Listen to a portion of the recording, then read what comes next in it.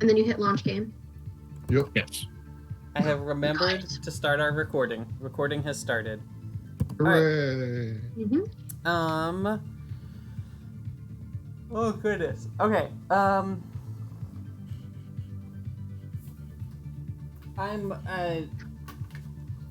a little bit slapdash this game, so I might have to do a couple sidebars while I figure out what we're doing. Okay. But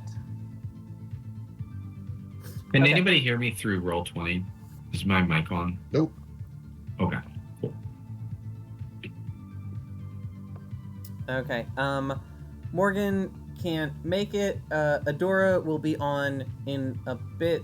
I just saw her a little bit ago. She's heading home and getting set up, and then she'll join us. Okay. So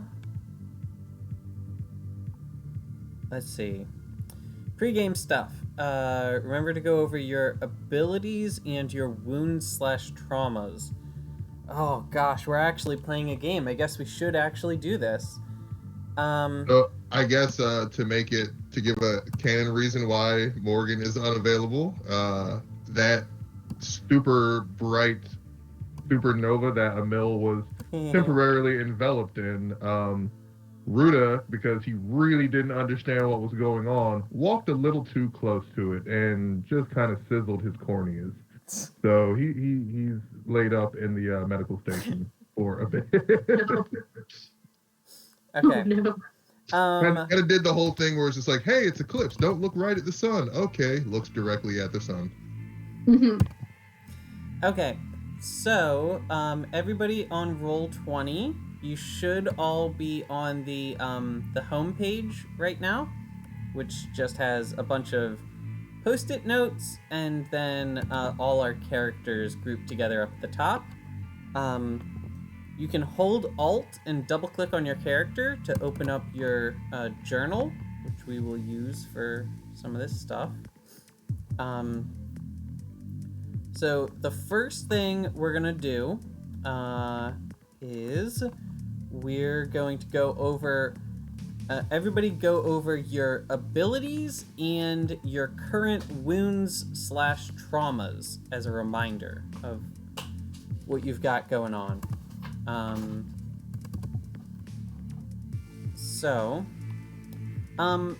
Lacey, I assume I will need to walk you through this a little bit. Do you know how to open up your character sheet?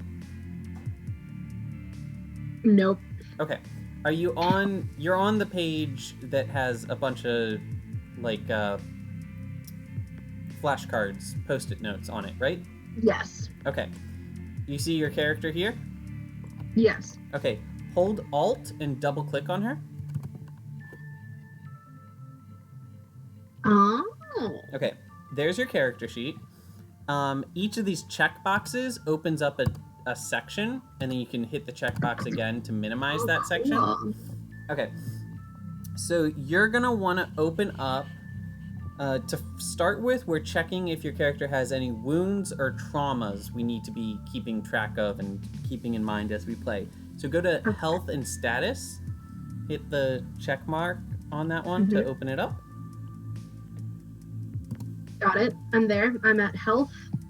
And then it says protection type shielding. Yep. Don't worry about that. And then if you scroll down, you'll see an ability or a section called Broken Abilities and Traits. As you'll see on that, all of your things are healthy.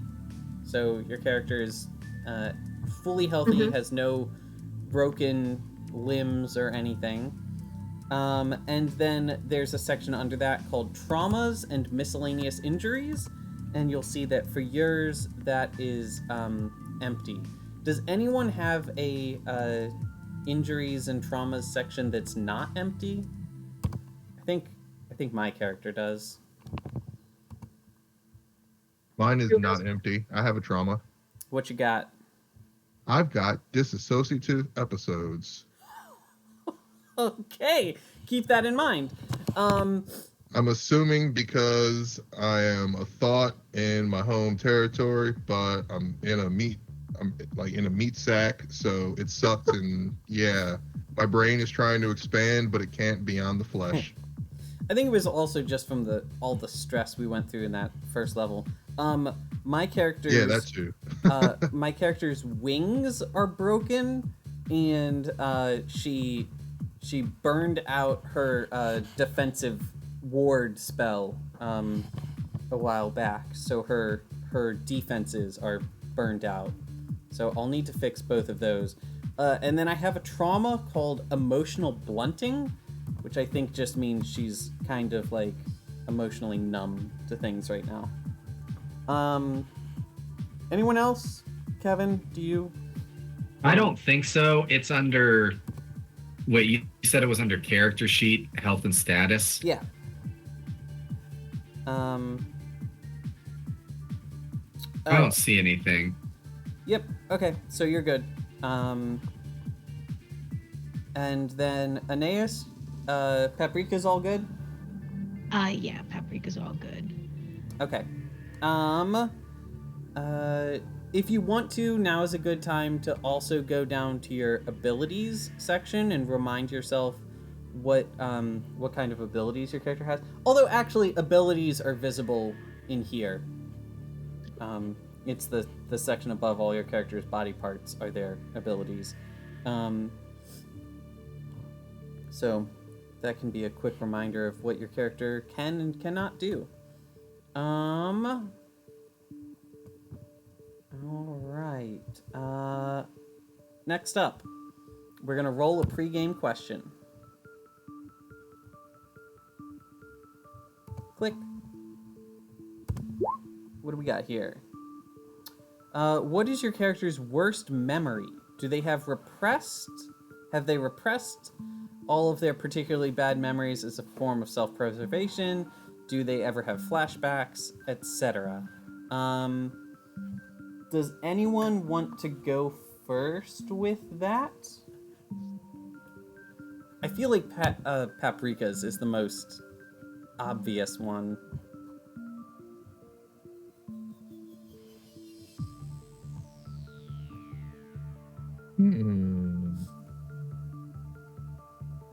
I've got some, but I always go first, so I don't want to go first.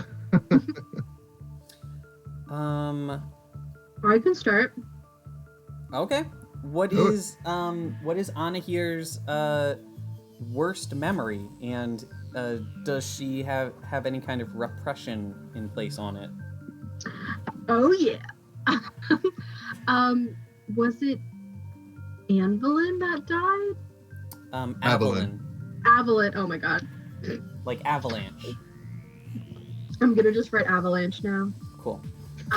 Yeah, definitely when Avalon died, that was really, really, really tough for Anahir, and she basically avoided a lot of those emotional feelings through studying, because it's easy to not focus on anything else, but the next test and memorizing things.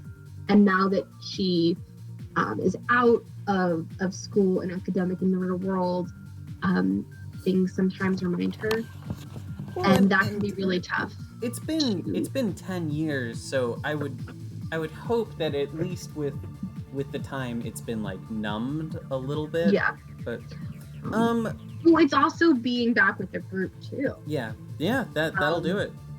Zai so it's and Aeneas, I guess also Kevin. Do any of you guys remember if Anahir, what was their name? Anwar was with us when Anwar was not with us. Yes. He wasn't with us, but when we got back from that happening, Roy basically put up a live stream like, hey everybody, here's live footage of Avalon dying. So Anwar saw it. Oh, excellent. Great. So everybody did get to see that time when Roy traumatized the entire ship. Cool. Right. Okay. He really came back like, here's the Twitch highlights. Oh, all right. Hey guys, this really sucked. I want you all to experience this with me. You want me to go now? Sure. What I was... mean, I think that like Emil has trauma from that event as well. I think it's like 60-40. Like, it's more about the whole like ripping my body into a trillion pieces and using it to like, you know. That's true. Now, Emil, the Emil that we know today is budded off of a thing that Emil left behind, so it doesn't... Our Emil doesn't have the first-hand experience of having exploded himself. In some ways, that's like more traumatizing. I know. Yeah. Yeah. He has heard about this thing that he did. Well, not just that he heard, like he has memories of right before it happening, and it like I know the idea that like he knows that it happened is very like upsetting. Yeah, and then that unknown afterwards. And then also there's the whole like not being there for like what's her name? Evelyn? Thank you. I was thinking Aeneas, and I'm like, that's the person, Kevin. That's Yes. Very much alive. well, the fact that that I was literally like the current version of Emil literally wasn't there for that pivotal event, right? Yeah. I think that was So I'm trying to think what Eilish's big trauma event would be, and the obvious one is when she was a child, she there was an experiment that went wrong, and she ended up like falling into the warp and getting stuck there for a long time. I mean, for like a week. But I don't think that was. I mean, I think that was a little bit traumatic, but it also developed a deep fascination in her that she's never really outgrown. I think that, you know what? I think that probably the most traumatic thing was actually, like, months later, after she had been rescued by the Children of the Warp, and they finally managed to find her parents and get her back in touch with her parents, and realizing that she, like, couldn't connect to them anymore. That something had changed. I imagine that would probably have been the real trauma of the experience.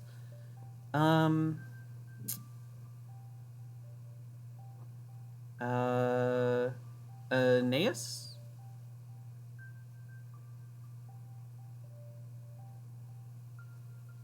The question is worst memory, right? Yeah.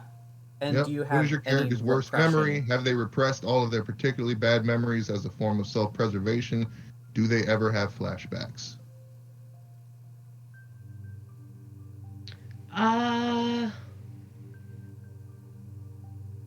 My worst memory is the sword lady massacring my whole family. Yeah. Did she see that? Yeah, Paprika saw it. She was hiding under some debris. Like, her parents basically knew something was coming, put her away, and she saw it. That's... Damn. Well, and she would have been, what, 4 years old at the time? Yeah, so it's not like she has a super clear memory of it. A lot of it's fuzzy because it's not like we retain a lot from that, but it was so traumatizing that she gets flashes of it. I would say a lot of it is repressed, but there are certain things that trigger Paprika. Like, Paprika doesn't like sharp surfaces. Like, she doesn't like sharp objects. That's why, like, the only one in her repertoire is a wire, because it doesn't feel like a blade to her. So, so I was just listening to a thing earlier today that was talking about how flashbacks can come in different forms. There's the most famous ones are visual and auditory hallucination flashbacks, but there are also emotional flashbacks where your body and your like emotional self revert back to feeling the way that they felt while the traumatic event was happening, even though you like consciously still perceive yourself as being in the present. I feel like that's probably more common. That's called being at my parents' house. Whoa. No. Well, and I was gonna say, I imagine that for somebody who experiences a traumatic event at that young of age, you probably have more of those emotional flashbacks where you'll just sometimes be back into this like traumatized emotional state without really understanding it. Yeah, I would say that it doesn't happen often, but when it does, that's usually when Paprika starts getting into her like, I want to run away, I don't want to be near people phase, and like she probably regresses back to like what she remembers from that time. So she'll just go find a quiet corner to hide in, and she'll go fetal mode, or yeah, she'll go fetal position and just call out for her mom and her dad. The picture I got in my head is if anybody remembers the animated segment from Kill Bill 2, Oren Ishii's origin, the very first part of it, where like the Yakuza boss comes into she and her mom's living area or whatever, and just like stabs her through the torso, but Oren Ishii is under the bed when it happens. So like the sword goes down while she's looking up at the bottom side of the bed, and then you just see like it's like a red sun just spreading across the bottom of the bed, and then it starts dripping down like red rain. Kids can get fucked up by seeing their parents killed. Yeah. Wow. Thanks for that, like, really visual. That's what I'm here for. Rudy, get out of the goddamn hallway. Sorry. Reverend... Yeah, I heard that cat. That's the best. Reverend Byrne. Yeah, I would say that Reverend Byrne would say that she's had a pretty charmed life. She's only experienced the standard atrocities of living in the Terran Empire. Cool. Just the standard atrocities, you know, going to work one day, seeing 30 people crucified on the way, you know, normal shit.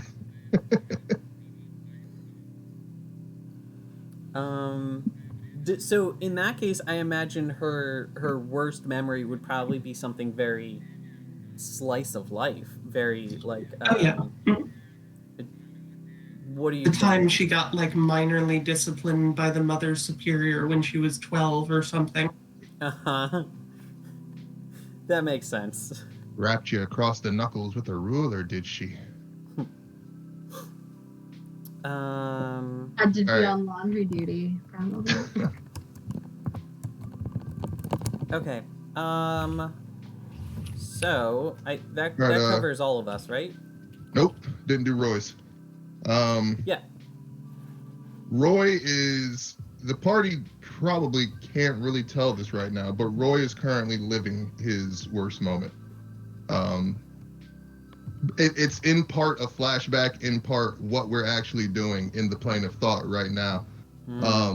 The process of putting him inside of a human shell was very painful and traumatic, and stripped away parts of him that he didn't even know that he had, and put other parts inside of his mind that he didn't want, or at least limited his mind and forced it down pathways that he did not want it to be forced down.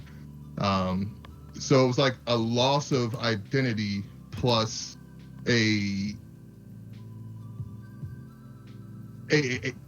plus like a kind of like slavery. Like it was like being put inside of mental shackles, obviously. Yeah. So because he went through that was traumatic enough. But coming back to the plane of thought and finding that his brothers and sisters, his homeland, the people that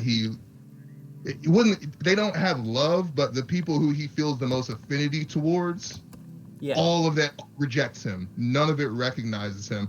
all of it treats him as though he is an intruder or a foreign entity or something that doesn't belong, is it has put him in a state where he does not feel like he has anything, really. Like, he is a dandelion floating on the wind, or dandelion seed floating on the wind that is over the ocean, you know? It has nowhere to land. It has nothing to look at as stable. It's just there. And after some finite period of time, it will be gone, and he feels like his story will mean nothing, and no one remembers him, and it all sucks. Does Roy have memories of that? I know in the original series he didn't. Has he recovered those memories? The memories of him being a thought? And of being imprinted into his body, yeah. Upon entering the plane of thought, a lot of that came back. Oh. Okay. Yeah. Well, shit. Yep, kind of just like turning over to the other side of the bed and finding that it's filled with poop. Like, oh, I remember this bed, but I don't remember all this poop. This is gross. Okay. So I'm collecting our stuff for the beginning of the upcoming chapter. So now that we've all done our things, I want to have Eilish do one thing before I'm gonna have Eilish doing something as we're traveling. I'm gonna have Eilish trying to repair her her broken ward. So Get out of the hallway, Rudy. take an action? Why don't you want to take an action? Come on, roll 20. Okay, well, I'll just do it manually then.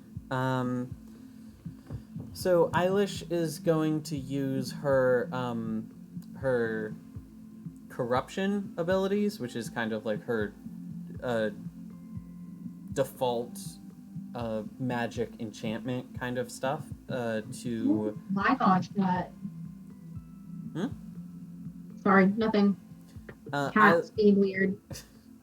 Eilish is going to just scrub away the enchantment that was on her pendant and try to put a new, technically it would be a curse, back on her enchantment, but a defensive ward.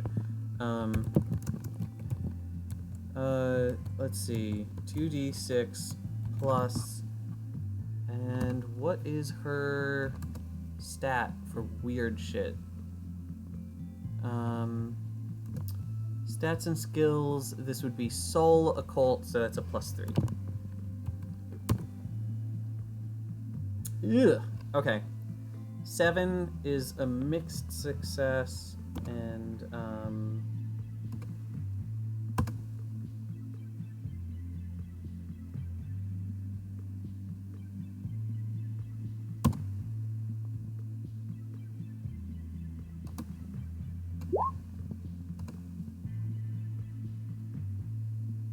okay. 7 to 9. Do the thing and suffer a complication. Tag specific complication. What kind of tags does that thing have?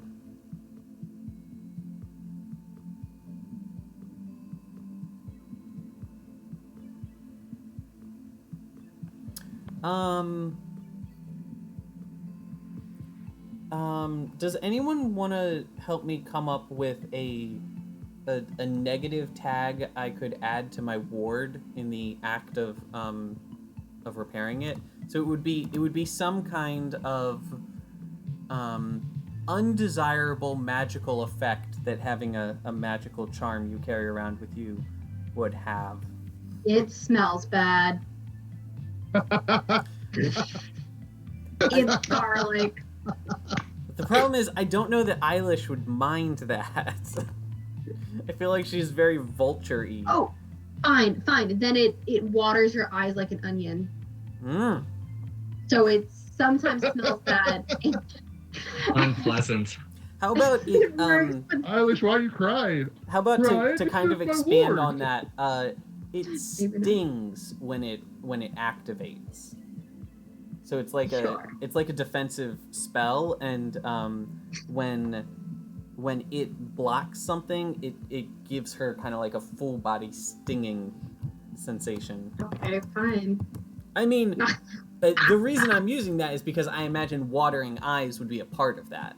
So I'm taking watering eyes and kind of expanding that out to like a full body thing.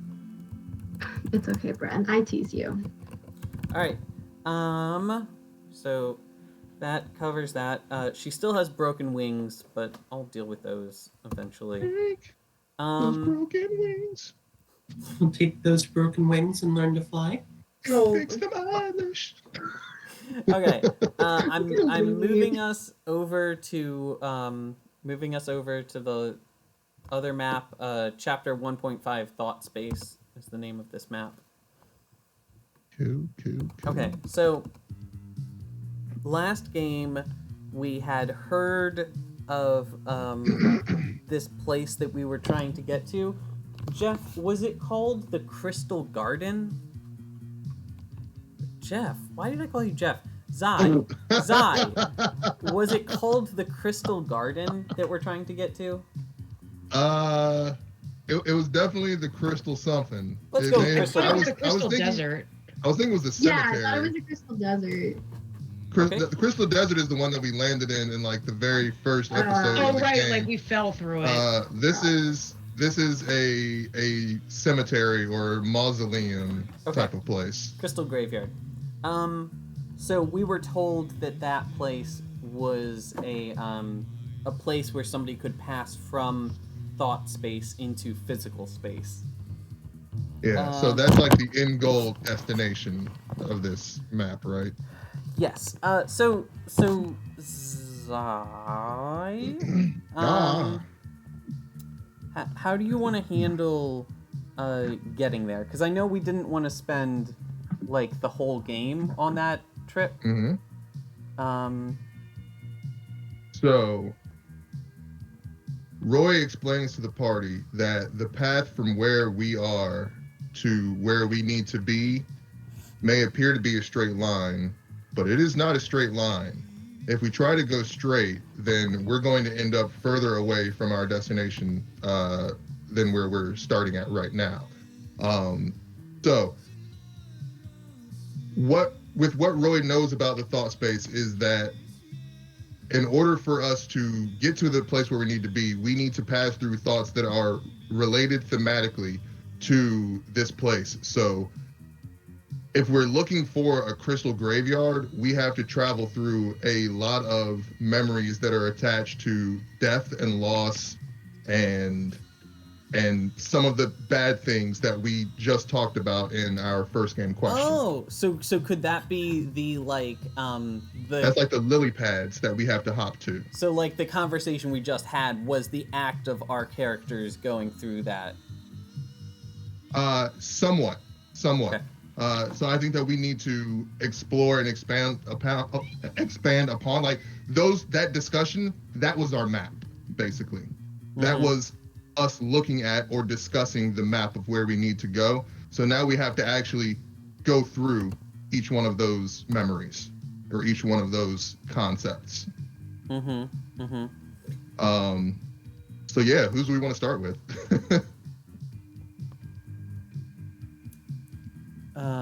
If y'all give me a second, I'm gonna put down Fair warning, the things that happen in those memories, they will be similar to what we thought about, but since we are in the plane of thought, there will also be a large degree of randomness involved in them. Hey everybody, I'm going to be heading out in like 3 minutes to put the baby down for a nap. And then you'll be back in a bit? And then I'll be back once I get her down for the nap. Yep. Cool. Okay. Bye. Bye. Good luck. Sprites, scenery? Is this what I wanted? Oh, Roy, in a rare I'll just go with a rare moment of sharing with the party, says to the group, So we have to start somewhere, and I think that the best place for us to start is the last time, or the place where we should start should be how I ended my stay in the plane of thought. And so our first lily pad is going to be to a interior or a scientific complex, a laboratory, an interior that looks almost like, I don't know, like the Institute in Fallout 4. Okay. We're going to see what Mindenshire did to Roy. Oh, gross. Okay, is there anything we need to do to set up this scene, or can we, I guess, players other than Zai, do you have any questions for setting up the scene, or are we all good to just jump into? I assume this is like so Zai, is it in the form of like Roy thinks about this and then the space in front of us kind of opens up like a portal and our ship is able to travel into this, not exactly memory, but this like new space? It works. Okay. Yes. I think that we got to do something special. Like, there is, let's say the communications array that's on our ship. We have to, a person has to like put their hands on a console and allow their thoughts or think about that event while their hands are on this console so that the communications array can broadcast it to the plane of thought around us. Okay. I like that. All right, so I've just put down a thing on the map called Roy's Memory. I'm moving us there.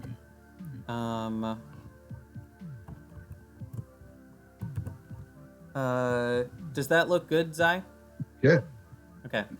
Nice and ominous. So, reminds me of the tower on that desert planet. Oh yeah. Well, that feels very which appropriate. was also a Red Corp facility. Yeah. So.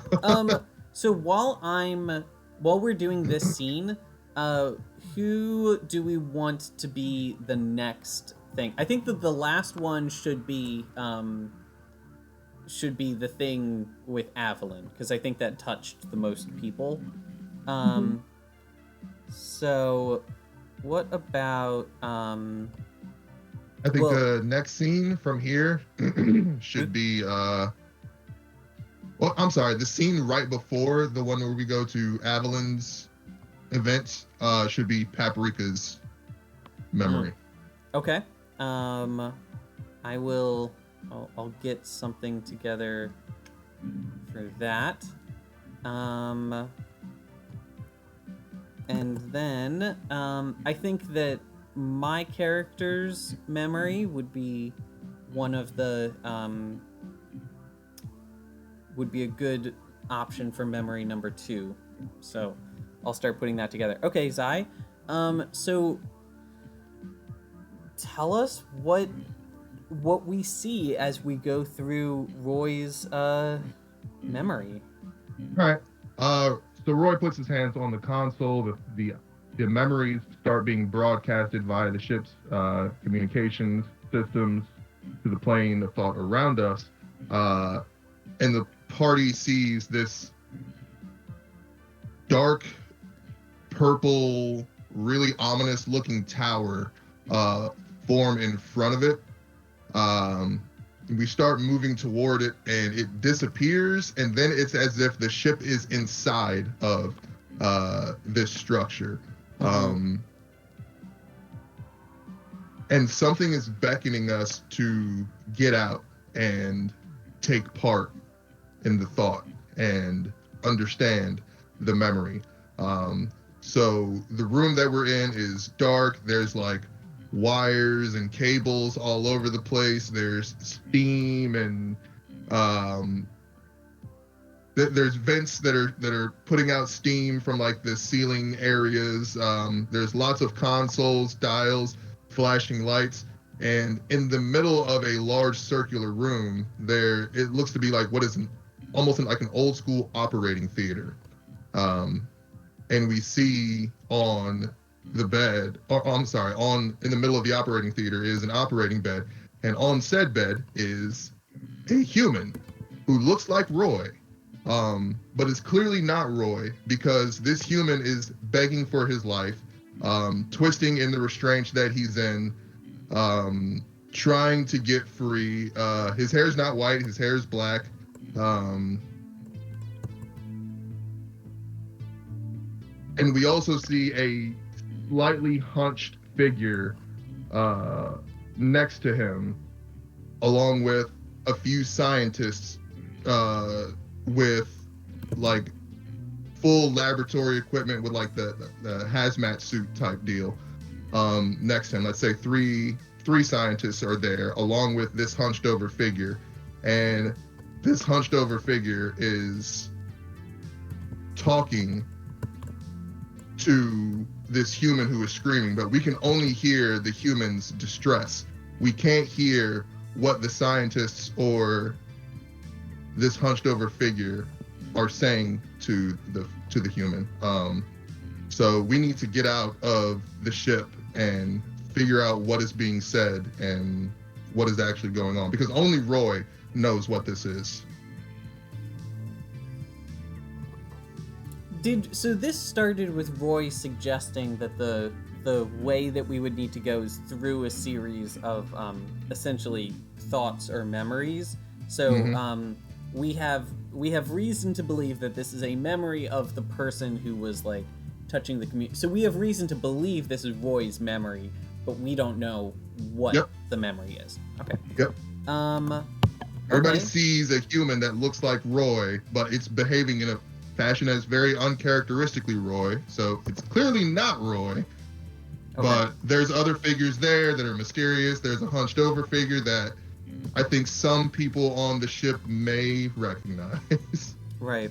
But we need to actually get out of the ship and interact with this a little bit in order to like hear and understand what's happening. Yep. So there's this open like gray area to the north of the ship, and I'm putting our characters there, and then I'm gonna start dropping in some appropriate sprites and stuff.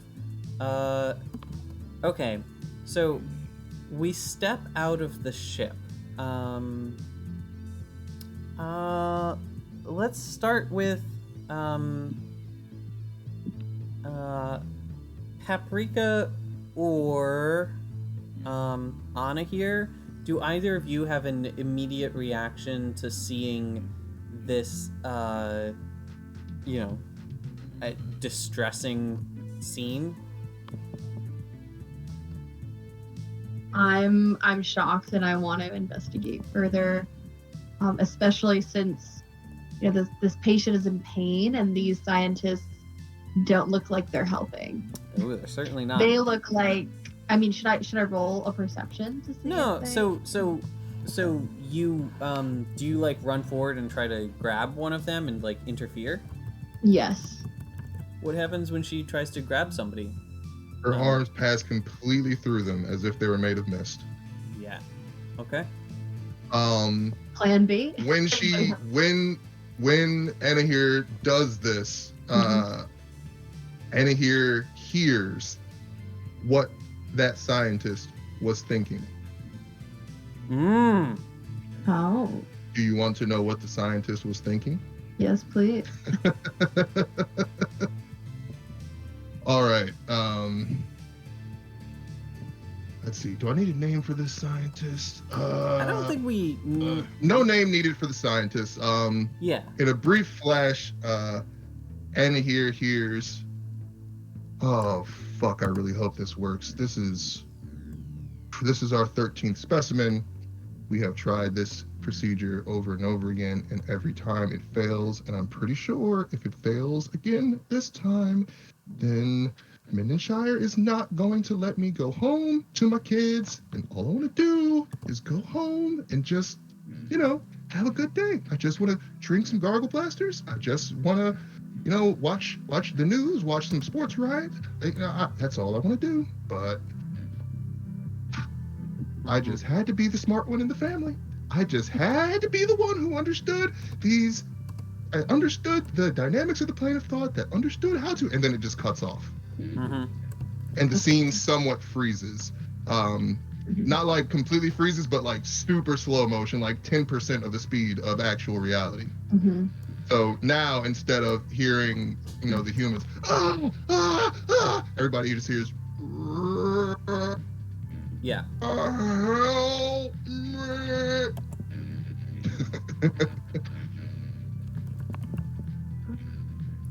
So I, eloquently as that, explain what I saw to the group, saying this is the scientists. I just heard their thoughts, and what I heard was that this procedure has been done 13 times, and every time it has not worked, and that it seems like these scientists are being forced to do this work. Mm-hmm. What is that name that you said? Who? Was it Mindenshire? Yeah, Yes. that one. Okay. I repeat that name to them. At that point, Roy's eyes like flash from being the normal, white globes with like an iris in the middle of it. They flash like an angry golden color. I don't know how to describe angry golden, but it's that. And he just turns around and like folds up his arms and is like, we need to progress through this as quickly as possible. Mm-hmm. Okay. Anybody else? I think we've learned now that interacting or trying to interact with these things physically reveals the thoughts or the Yeah. the ideas that they are engaged with at the See, moment. Because I like feel I said, like- these are all thoughts. Everything around us is a thought. When Roy said that we need to progress through this as quickly as possible, is he watching the memory or is he turned away from it? He just turned away from it. Okay, Paprika sticks her head right into Roy's, thought version. Oh, in the human? Yes. You really want to do that? Yeah. Paprika pulls her arm out. Yeah. Oh, sorry if that hurt anyone's ears. No, I think that was good. Okay. There's still two other scientists, and there's the hunched figure, which has been identified as Mindenshire. Yeah, can Paprika switches hands and just shoves one in him instead. She's like punching him though. Like she knows she can't hurt him, but she's just like punching him in the back over and over again. Yeah. Okay. And Paprika. Go ahead. What's up? Would that cause it to sound like opening and closing a birthday card where it's like, ooh. Oh, that's hilarious. Yes. Yeah, great. All right. So, as Paprika's tiny little child fist passed through the thought of Mindenshire, she hears. Actually, the whole party is hearing these things. I think that would make more sense. So she hears. Oh, these fucking scientists! I paid all this goddamn money for them, and none of them are able to get these goddamn creatures into any old meat bag that I find off the street. So what did I do? I went and found the most expensive, rarest human that I could find. One who wasn't affected by the tearing wars of thousands of years ago. One whose DNA was still intact, and now they still can't figure it out. I swear to God, I'm gonna kill each one of these scientists. I'm gonna kill their whole families. I'm gonna burn down their houses. I'm gonna glass their planets. And then she pulls her fist out, or swings through. Oh my God. So was something going going on with Mendenshire during this time? You Yes, mean this like, is the period of time where Mendenshire was working directly with Red Corp. This is before the Eternal Dynasty was ever a thing. Yeah. And so at this point in, I guess, galactic history, he is still that shadowy mega corporate magnate who has his fingers in the pies of every world across the galaxy and is kidnapping people and kidnapping some people to use their bodies for an experiment that the galaxy didn't know about, which is the experiment that we're looking at right now, and using some of the failed attempts at said experiment to, and using children that he has purchased at a very young age to basically become what he will be, the things that he will be using as a finished product after this experiment's success. So if the proof of concept of this experiment is completed, then he will be able to fully flesh out what we later know to be the children of Mendenshire. Mm-hmm. Yeah, no, I was more so just interested. I feel like you did a really great job at, like, he didn't seem as, like, what's the word I'm looking for? Like, he didn't seem as tailored and, like, just effortlessly evil as he does now. Like, he still feels like he's got a little, like, panic and uncertainty because things aren't going his way. Oh yeah, definitely. At this point, Mendenshire would definitely be like that. So at the point where we knew him in our campaigns and like we had to deal with him, he has had the children of Mendenshire for a not insignificant period of time.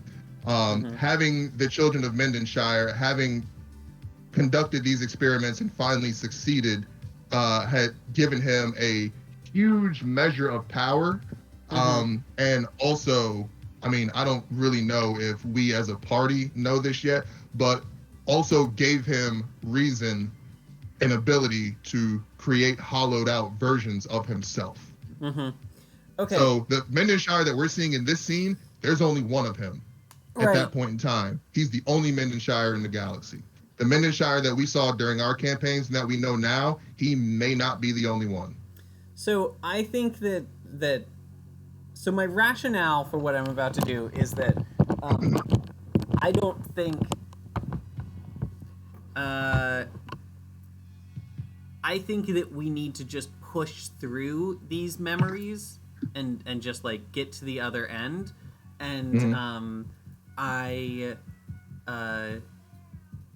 don't think that seeing this trauma firsthand is going to be, is going to gain anything for Paprika specifically. So Eilish walks forward, and I'm gonna kind of scoop Paprika up from behind. Does Paprika let me do that? You just kind of get a and she just folds her arms and just kind of lets it happen. Okay. So Eilish is holding her comfortingly. I imagine Paprika is small enough that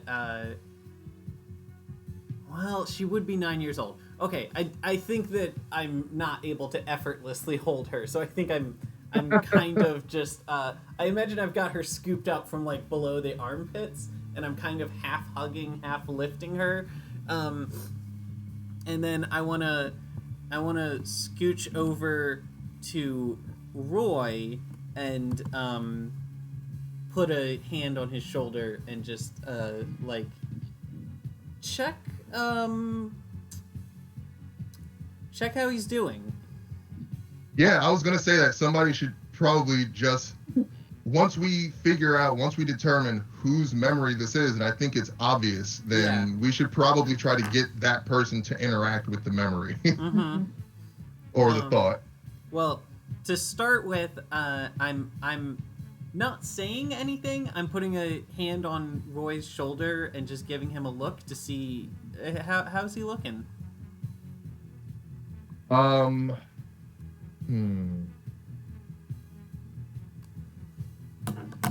Roy is as usual, he's got his stoic face that has no emotion on it whatsoever, but his body language is betraying him. He's got his arms folded, his shoulders are slightly sagged, his head is pointing down, so he's clearly in some kind of distress. Paprika shimmies her way out of Eilish's arms and kind of spider monkey crawls up Roy, and she's like, "You gotta be strong, Papa Roy. Show that memory who's boss." Roy looks over at her and says, "If punching the memory were as easy as you seem to make it appear, we may be able to move through this to our destination." And he moves over. Hi, everybody. I'm back. Hi, Kevin. You missed a lot of trauma. Oh, that's kind of what it was sounding like it was leading up to. You'll miss me talking about glassing some people's planet. Piece of shit. Roy, we Jokes are. on you. I like my planet glassed. We are traveling through Roy's memory of how Roy was created, I think, and watching some scientists mess with a human, and presumably they are about to implant a thought into this human's host body. So Roy walks up to... Did you say that he walked up to the Roy in the memory? Yeah, he walks up to the Roy that's in the memory, and puts his hand on the human's chest, so everybody hears the screaming. Again, I'm not going to do it again. Yeah. But everybody hears the screaming of this human, the pleading and the begging. And then Roy reaches his hand towards Mendenshire, but doesn't directly touch Mendenshire. He touches something that's Mendenshire has in a box that he's holding. And when he does these two things simultaneously, instead of just the human screaming, now you also hear, imagine like the most boring AI generated voice just reading a dictionary. That is what you hear when he touches the box and when he touches the human.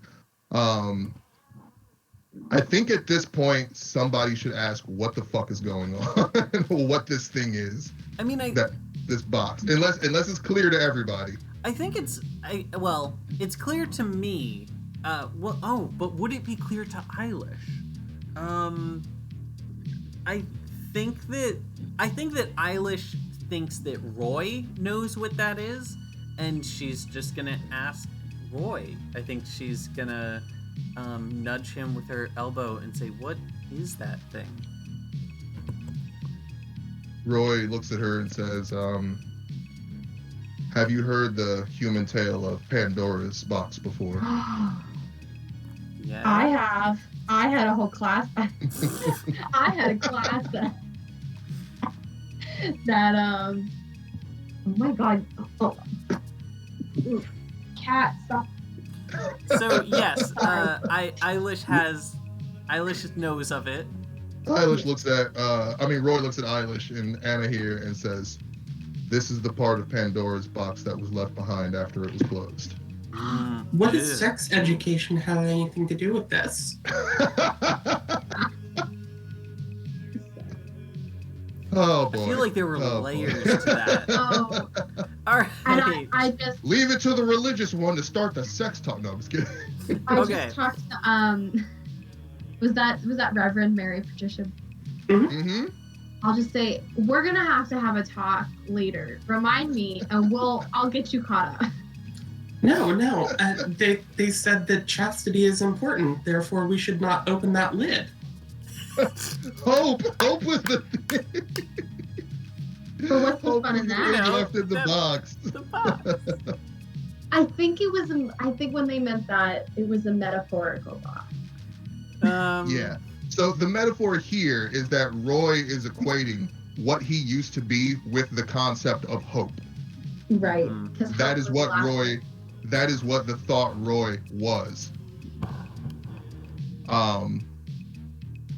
When after that little reveal, the scene in front of everybody starts to shimmer and fade, and then all of a sudden it's as if we never walked off of the ship into the scene at all. We're Okay. back inside of the ship, the scene has faded, and we seem to be moving toward another vignette. So if anybody has ever played Fallout 4, just think the memory den sequence. That's what Sure. this is.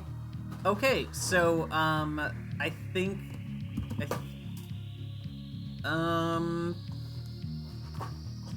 okay. I just thought of that, by the way. I mean, not the whole memory den thing. I never previously thought about what Roy was a thought of, Mhm. but he is hope. Roy is hope, or was hope, actually. Mm. He's hope inside of Pandora's box, trapped. Reverend Byrne, Adora, do you want to go next, or do you want me to?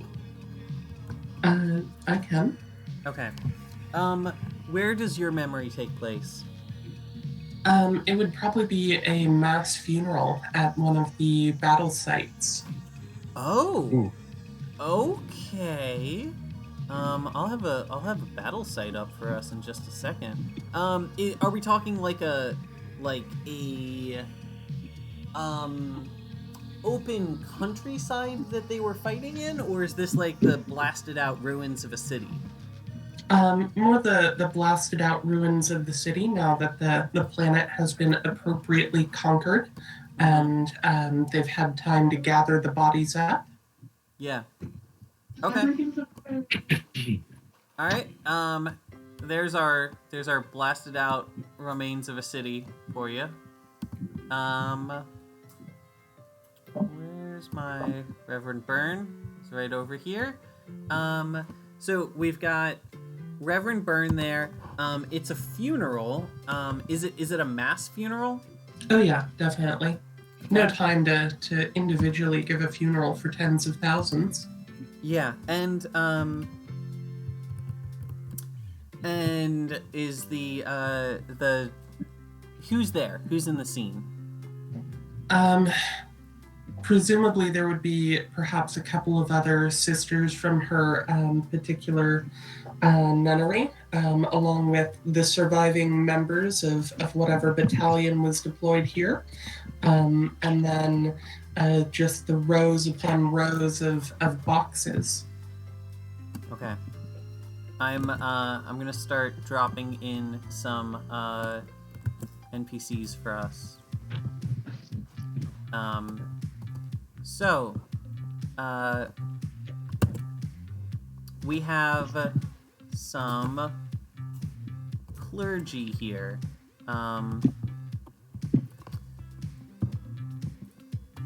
What do we witness them? So is the mother of the order leading the Yeah, she would be. Mm-hmm. Okay.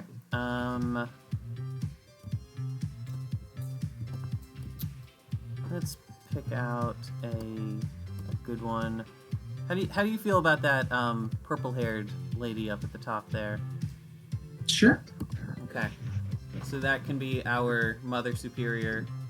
So Mother Superior there is leading this procession. We've got a handful of nuns in the group with her. And then we've got some soldiers who I'll start dropping in a second. What is noteworthy about this event? This is probably the first time that Reverend Byrne herself is sort of questioning the God Emperor's wisdom, because, she didn't know these people, but they're dead, and this world doesn't seem particularly important to her. Mm-hmm. And so she's wondering, not necessarily the why, because, God knows, but how it could be better. because there are clearly those among their order who are more capable than others. So why are there people who are lesser beings who are sent into this? Why are not those who are sufficiently strong sent here so that those weaker don't die? Why are we not able to make everyone stronger so that they can all participate in this and do God's bidding, but not die? It seems like an oversight. I gotcha. Who was saying that? I'm sorry. This is not said because heresy, but this is what Reverend Byrne is thinking. Gotcha. Well, gotcha. And let's go ahead and say that that's what we hear when one of us touches Reverend Byrne in the memory. Sure. Who touched Reverend Byrne? The memory, the thought, Reverend Byrne. That's a very good question. I mean, if it was Byrne herself, that works too. I was just wondering. Yeah, I mean, she probably wouldn't bother. I mean, it stands out a little to her because, hey, it's a mass funeral. You asked to think of things along these lines, but, it's not that important a day to her, in her mind, at least. I think Anna here did because she... Ooh, I said Anna here when I meant to say Eilish, but now that I'm saying it, Anna here, that does seem I was gonna say, yeah, I think that I'd be curious, and I think that now I understand that these are specifically memories about people in our party. Well, it's not in our party. This is back when she was in the army. Right, right. Sorry. But is Reverend Byrne's memory. That's what you're saying. It's her memory, yes. Yeah. It's her memory. It kind of clicked, and so I think I would be the one to figure it out first, or the first person to touch Reverend and be like, "This is your memory." Yeah, totally. Yeah. What do you need us to know? What do you need us to... So do you touch? Do you give a hand to the Reverend Byrne that we know, or the Reverend Byrne in the memory? Probably the memory, since I figured out that's how it works last time. Okay, then you hear all the thoughts that we just heard. I'm dropping in some soldiers for us. Okay. I want to know. So, I think that Byrne also needs to. So, if we're following the paradigm of the previous memory, there is something in the memory, and then there is the memory of the person who it is themselves, like Byrne's the thought Byrne, not the real Byrne, but the thought Byrne. And the person whose thought or memory this is needs to touch both of those things simultaneously to move forward, to have kind of a realization about something. So this is what the plane of thought is doing. It is taking our moments of our greatest internal or eventful conflicts and showing us who and what we really are. So up to this point, for example, Roy never knew that he was Hope. That just was not, he had no idea whatsoever. So is there something else in this scene, Adora, that Byrne could interact with that helps align who you were with who you are? I have a question. Can the thought cause something to potentially spontaneously happen on the plane of thought here? Yes. What if some of these memory people start to become, that are dead lying there, start to raise out of the coffins? Ooh, I like this. Oh. Are they Dead Rising raising is always out fun. of the coffins as, messed up corpses, or are they raising as, like, pristine bodies? Pristine. Okay. I mean, that would be what Reverend Byrne would hope for, and I can certainly roll for that sort of thing if you want. No, I think that's what we see. And then Roy, since I think you were the one who made the connection, I think you have to be the one who shows Reverend Byrne what to do. Roy walks over to Reverend Byrne and gestures her towards holding hands with one of these pristine but raised dead people, and motions back over toward the image of her thought self as well, and just says, create a connection. Oh, she's going to try. I mean, I don't even think we need to roll for this. I think she does. She succeeds. I mean, if you want to like talk out how that looks or what happens, but yeah. Yeah, I mean, she's going to, having seen this seem to perhaps work on a couple of them, try to actively force the resurrection of everybody there. Oh goodness. Okay. I mean, I think the nature of this as like a dream sequence, I don't think we roll for it. I think it starts happening, and I think they all raise back up and they're all smiling and happy. Oh, no, I think you're misinterpreting. I think Reverend Byrne wants to attempt to do this, not as a dream sequence. Oh, yes, I was misinterpreting. Well, I mean, we couldn't see what's happening on the physical plane, but I think, yeah, hold that in your pocket.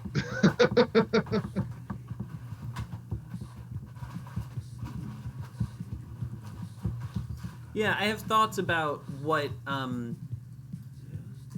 think that it would look like it did happen on the plane of thought. Like, I think that you get the impression that this actually occurred. Whether or not it's manifesting in the physical plane is not something that we can see right now, but the memories or the thoughts that you're seeing are ones of beings rejoicing at returning to life. Mm-hmm. And I don't know whether or not thoughts would create a completely false memory, something that was completely impossible. So the fact that they're showing this to you and doing this it says something. Mm-hmm. Okay. Does that make sense, Bert? Mm-hmm. Cool. So now that the connection has been forged, and we see that scene happening, I think just like before, we kind of fade The out. Scooby-Doo shimmers and the screen shakes and we're back on the ship. Yep. Okay. So I'm gonna move you. And we're moving toward another thought or another tableau. Yep. So, Eilish steps forward and says, like, all right, I guess I'm next. I'm not entirely sure what we're going to see. So, shrug. And then she steps up to the communications station and touches the thing. And then I think Can I retcon one thing 1 second? Yes. Or not 1 second, but as right before Eilish reaches towards the console to touch it, there is a booming voice from behind our ship. And it says, "Byrne, what have you done? This was not in my plan." And we look behind the ship, and there is a massive robotic version of Byrne's god behind us, looking very upset And Oh my god. this was for you, Kevin. You said you wanted a giant robot. Did I say that? I probably You did. You did when we first got to the plane of thought. It is a God. giant robotic iron giant looking version of Byrne's god. I can't remember the name of the god. I am very sorry. I mean, Adam was the name of the person, but I think that the entity is just known as the Emperor. The Emperor God. Mm-hmm. It's the Emperor, and so yeah, it's clearly it's saying to you that you have done something outside of its plan. Why would you do this? Who do you think you are? What do you say back? Perhaps it should have been your plan then. Okay. Giant robot god Emperor puts its giant metal hands on its giant metal hips and says, "Girl, you sassy," and then just fades away. Jesus Christ. Thoughts are very mischievous.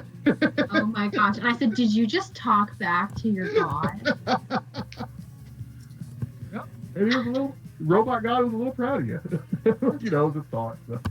Anyway, sorry. Go ahead, Eilish. I wanted to get that in before I forgot it. No, that was extremely good. I'm trying to remember what the thing I called these things was. Humanoid. Humanoid bird? Yes. This is what I want. Okay. Bad search program. So we are, I think that first Eilish asks, what's his name? Asks Roy how to do it. What would Roy say is the way to do it? All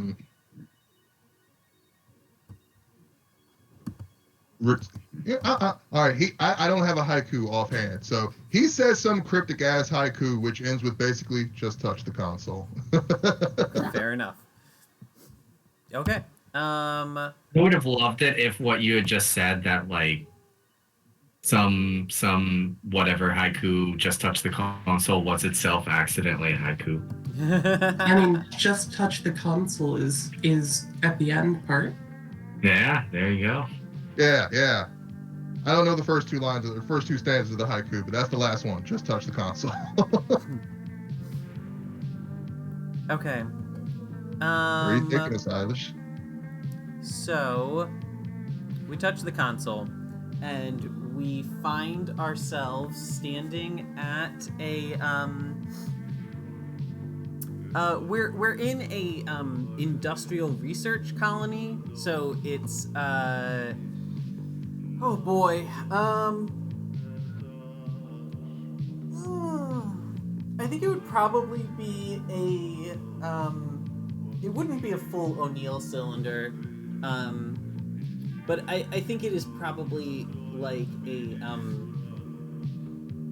like an asteroid with a spinning disk on the outside that we're standing in currently. And there's some sort of artificial environment. So mostly in the form of like giant TV monitor kind of things showing like countryside and sky and stuff like that.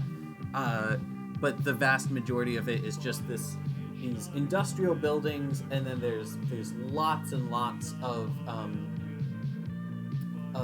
like huge like particle accelerator kind of sized equipment on the outside of the space station that we can see.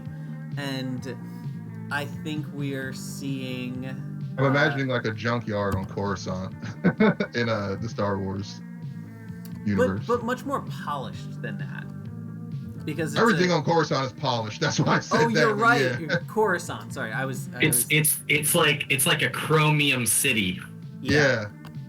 city planet. I don't have enough of these, so we're getting 2 identical Birdmans for Eilish's parents.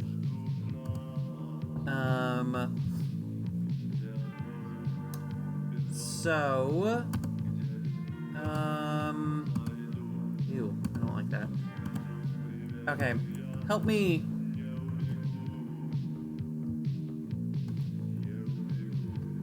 All right, we arrive on the scene and we are seeing young Eilish stepping off of a space shuttle with a slightly younger.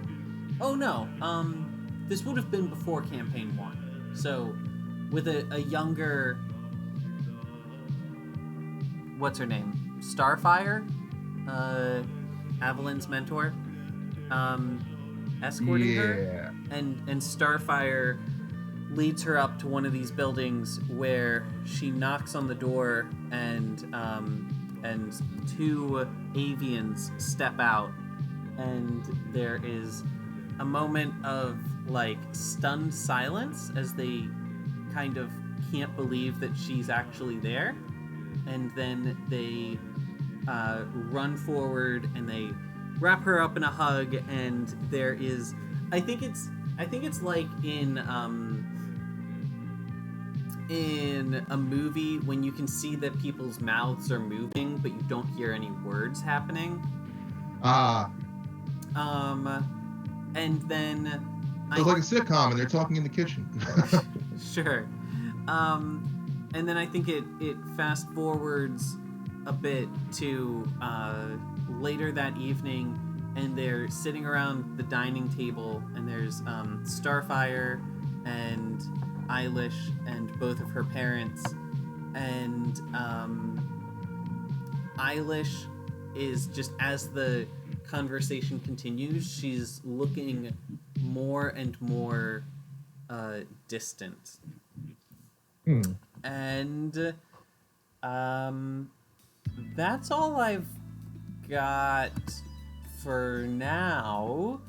Who I you know what? I want to make it canon, and I think this is significant, that it is that this entire thing is like silent film style. I think that I don't think Eilish has any memories of the words themselves. Okay. So if the same pattern holds from previous scenes, if we interact with any of the thoughts that are here, will we then more get like massive feelings instead of hearing things? Oh, that's a very I think that we would probably hear their thoughts and stuff, but okay. But we're not hearing the actual thing. So what we're looking at right now, there's a thought form of Eilish and thought forms of who else? Starfire, and then both of Eilish's parents. So Eilish is a like raven kind of avian, but you might not know it at first because she looks like bleached, like yellowish, on about a little more than half of her body, and her parents don't have that. Her parents look like regular black feathered ravens. These sprites do not have that because I couldn't find any. But yes, her parents look like, well, I can use these. Her parents look like regular raven folk researchers. And they're sitting around a table and eating. Yeah, what do you...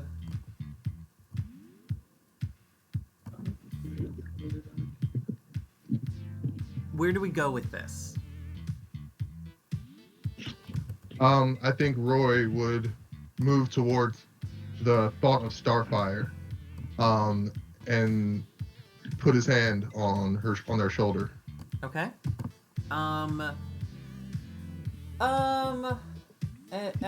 Aeneas. Starfire's kind of your NPC. So at this point, Starfire has found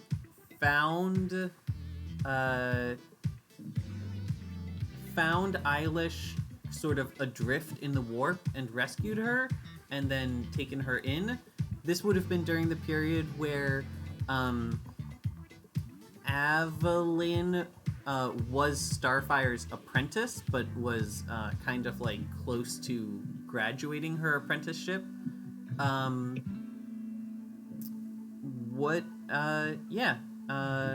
Aeneas, what do you think Starfire's thinking in this situation?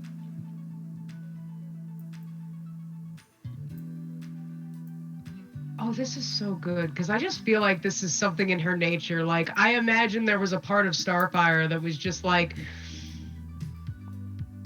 it was like a bittersweet kind of thing that Evelyn was getting ready to like graduate, and she's like, I'm not going to have this apprentice no more. We built up such a close friendship. And then she finds somebody else that she needs to like rescue, and they show a good chance of like becoming her apprentice. And she's just like, oh, this will be so perfect. I can keep the tradition going.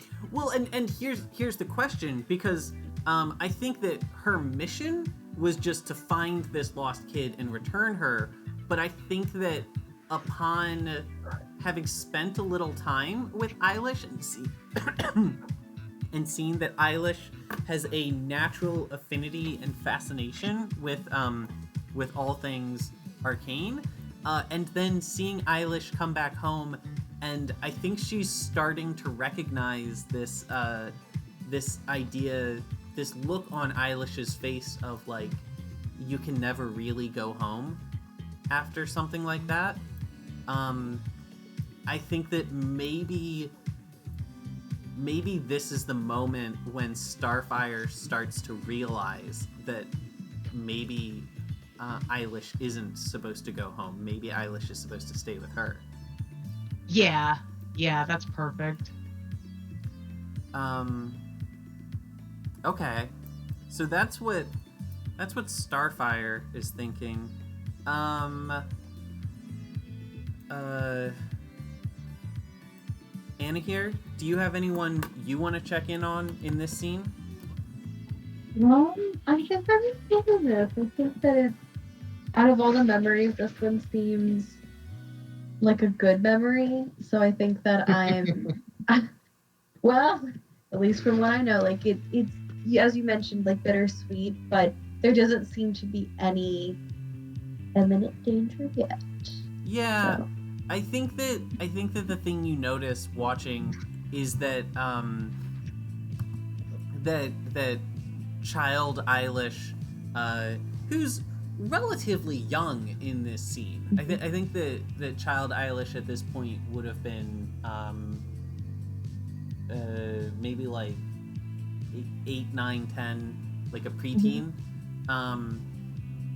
is just kind of shrinking back in her chair and having trouble like making eye contact with her parents and stuff. And I think her parents are starting to notice that something is wrong and that she's not it's almost like she's not happy to see them, or like she doesn't want to be there, or she's uncomfortable or something. And you know what? I think that probably the thing that Anna here would notice, because we had started talking about, you know, the things Anna here picks up from other people, is I think Anna here would notice that that Eilish's parents are confused. And I think that's the unusual part of this. So Okay. Do you want to interact with one of them and hear the thoughts, or do you want to just watch the scene play out? I think that I'd be curious about like the parents. because like usually, you know, when you see your parents, you'd like be happy. And I think like that, you're right, that like reaction would be different. So I think I will try to interact with her father. Okay.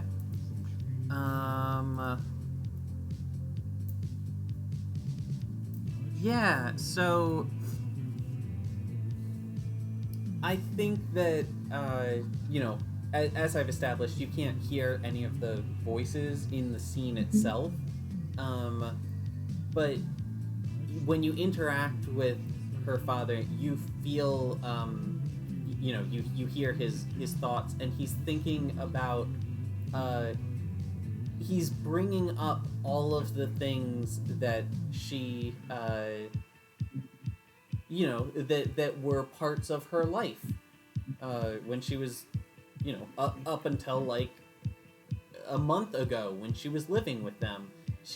They're talking about like, he starts off trying to tell her about the experiment that him and his wife are running, that, you know, of course she had been keeping up with, and he's telling her about the progress they're making, and then when that's not working, he's telling her about the you know, these new parts that came in at the engineering bay, and that, you know, maybe she wants to go check in on those, and that's not working, and then he I think is trying to touch on like, okay, well, she liked this TV show, so I'll try talking to her about the news I've heard about this TV show, and that doesn't seem to be making a connection either. And I think he's going through all these ways to try to make this connection with his daughter, and for some reason that he doesn't understand, she's just like non-responsive to it, and I think that's scaring him. And I think that is probably the part in the memory where Eilish like stands up from the table and starts walking away. Zai, what do you think is the artifact in this scene? The thing that changed. It's probably the parents, right? Yeah, I would think that Eilish needs to touch both the thought version of themselves and at least one of their parents simultaneously. Maybe the table, like the family dining table, as a symbol of their family. So yeah, that works. Like while they're all like at the table, though, or like while they're all touching the table. Yeah. So like the connection between all of them being the artifact. So adult Eilish walks into the scene, and she puts a hand on child Eilish's shoulder, and I think that the sound, the thought that comes out of child Eilish is kind of like I think it's kind of like static. I think she's like doesn't know how to think in this instance, or if not static, maybe just like babbling. It's like I like the static. It's like snow on a TV screen back in the early '90s. Like. So she makes one hand there and then one hand on the table, and then the scene starts to dissolve away. And then we are back on the ship. And so Eilish has like a better understanding of her parents and Starfire and their relation to like what they were trying to do for her, right? I think that Eilish. I don't think Eilish ever realized how traumatic her leaving must have been to her parents. Like they dealt with her. I mean, dying, essentially. They thought she was dead. They grieved her, and then she came back, and then she left again. And Gotcha. she like never really came back. And I think that now Eilish understands that, and I think that's very hard for her. But I think that's the thing she's thinking about coming out of this scene. Is I don't think she had ever, because as you do when you're a preteen, you don't think about your parents as people. Right. So I'm just keeping track of like what we are all, our conclusions for each of our events so far. Roy learned that he was the thought of hope. Byrne learned that death was not undefeatable. But to do so, she may have to anger her god. Eilish is learning the significance of self. Wow. Well, and that I think that other people are impacted by her experiences. And I do think that we're learning. I do think that as she walks away, as she walks back into like the center of the room, she pulls out her phone and makes a note to call her parents. Aww. Nice. Okay. So the significance of self and the significance of loved ones. Yes. So so that was our third one, and then our second to last one is going to have to be I thought we had two more. Right. I thought we had Lacey, Emil, and then Paprika. So Lacey and Emil are both the thing. I don't know the thing. Neither do I. Learning about what happened at the conclusion of last campaign with the death of Evelyn and the I think that both of their traumatic event is the same scene. Yes. And I think that scene has to be done last. I will say, if it's last, I might not be there for it potentially. Depending on what baby is doing. Right. We can do Paprika's last. You know what? That'll work. Paprika's has a connection to that event anyway, so yeah, it will. It makes more sense to do Paprika's last. It does. Okay. So, all right. So I'll get us a. Are we going to the scene? We're going to the scene. The fifth dimensional cube. So I think that one of them grabs the walks up to the thing, and I think once they touch it, I think it kind of pulls the other in towards the console. It's the plane of thought. So like instead of it pulling them toward like a magnet, the whole ship shifts itself in a way to put the console directly in front of the other one too. Okay. So it's real weird here. It's a Christopher Nolan movie up in here.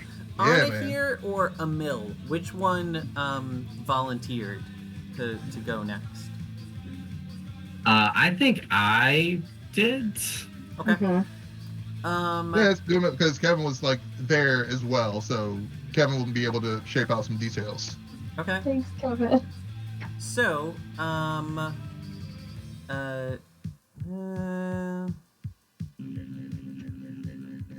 okay, I'm grabbing us a scene right now. I have a hallway on the ship. I'm trying to find one from like the hangar because I think that is where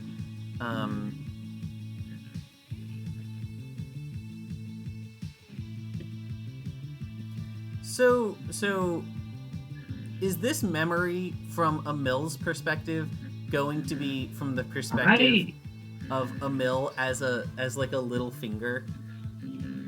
I guess so. Although I wasn't there, so maybe I piggyback off of somebody else who was there because it's their memory that I'm interpreting, because my traumatic event is an event I wasn't like physically present at. I just sort of have like Well, an impending sense of dread about it. Yes, right. Part right, of you right. was. But is that part of me causally connected to me? Like I feel like I was. So I I feel like I couldn't access that memory even in this. I think that plane if of you were here thought. by yourself, then your reservations would be 100% on point. But since Yeah, sure. you have a bridge to the events Through via the Roy, others. because Roy was the last one there. Right. So And Roy is a thought himself. I think- so I'm that the kind of scene- bridging the causal gap in the universe via Roy's memory of the event. So I think that the scene in question is not Avalyn's death. I think that the No, scene it's not. is For me, it's definitively not. Right. I think that the scene is the hangar when the party gets back from the temporal cube. Yeah. Right. And I think that Emil, the causal Emil that we know now, was there in the form of one pinky that was like, I don't know, one of the party members was carrying, I guess. No. I left that pinky back. That's why I'm saying it's not causally connected at all. That pinky was left on the Gemini. It didn't go to the event whatsoever. It wasn't even in the same dimension. This is happening. Okay, so this is happening in the Gemini hangar. So when we get back. Yeah. So maybe we could say that one of the people, Emil cuts off. God, it's so gruesome. Emil cuts off his pinky every time he goes into combat, and I think everyone in the party is sort of like given a slip of paper, sort of like, in the event of my death, open this drawer, right? Right. Yeah. Well, Yeah. I was gonna say that maybe Emil has somebody who comes and like meets him in the hangar after every mission and gives him his pinky back that he just kind of sticks back on. No, we canonically actually went over this at the end of the last. Like we actually We did. addressed it at We the did. end of the last one. It's not like we have to speculate. You're right. We did. We actually did like have somebody be like, in the event that I'm dead, go get my pinky in this drawer, right? You're right. Okay. So I think that in the commotion of the hangar scene, everybody coming back, Charlie, who was in the engineering area, probably ran very quickly past the drawer where Emil's pinky was stored, and it kind of slid open a little bit. So like Emil's pinky was in there and could hear everything that was going on. And it kind of just like grew a tiny little stalk of an eyeball type thing and started looking periscope style around the room around him. So when we move from the ship into the scene, as we done with all the other ones, we're actually moving inside of a drawer, and this drawer looks gigantic. So we see like a giant pair of scissors next to us, a giant tricorder or spectrometer or whatever, all of these tools or whatever, and it's actually and then there's like this VW bust size Emil pinky that has a little periscope eye that's looking up over the lid of the drawer The and hearing traumatic all of what's going on. The traumatic event here is has anyone seen or read the story, the I have no mouth but I must scream thing? I know of it. Yeah. So that's I literally have no mouth and I literally must scream. Okay. So I think in the items to interact with in the scene would be the Emil pinky and part of the ship itself, because there wouldn't be like other beings of this size. Yeah, this is like this entire scene is very like Honey, I Shrunk the Kids yeah scale. Yeah, but it's also like very it's like sleep paralysis type, like no thing is able to move, because that's literally like it hasn't formed, it hasn't like going through the process of like reforming into like a being, but it is still a being kind of thing. Right. Yeah. Very, very, very terrifying. Okay, so let's So what do you hear? So I guess let's go from Emil's point of view first. Then, Yeah, sure. Would Emil? What would the scene have been like? They, we get back. They dismount, and then somebody met us in the hangar to ask like what happened. I wanna say it was actually Anna here. Yeah, sure. Yeah, let's just say it was. Even if it wasn't, let's just say it was. So- Makes more so- sense. So I think that there's kind of two scenes superimposed over each other. There's the scene of Emil watching the scene happen, and then Yes. there's also the scene of Actually happening. yeah, Yeah. of Anna here hearing this. Like walking back and forth through different parts of this scene like radically changes your perspective. So like you're looking at normal Yes. human-sized figures at one point, you walk 20 feet to the left, all of a sudden they are gigantic and you are tiny. Right. Okay, so was it Roy who broke the news to everyone about? Yep. So did you? Roy used his drones to create a monitor display of the events that occurred. Mm-hmm. And everyone saw what happened. I mean, I'm just going over what I recall from last season. Everyone saw what happened and was A, distraught, B, pissed off at Roy for showing them such a horrible thing. Yeah. Sounds about right. So I think there are, I think there's a small crowd of people in the hangar with us in this scene who are all horrified in this moment. If I remember correctly, I think Ruda went over and punched Roy in the face. Yep. but- Roy did not react either. Roy just let it happen. Yep. So I want to know. I think that Eilish walks over and I think that Eilish wants to check on Anna here because she is the one who is clearly. What's the word I'm looking for? Like. I imagine that Anna here was kind of like numb in this event, like couldn't believe it. But what do you think, Lacey?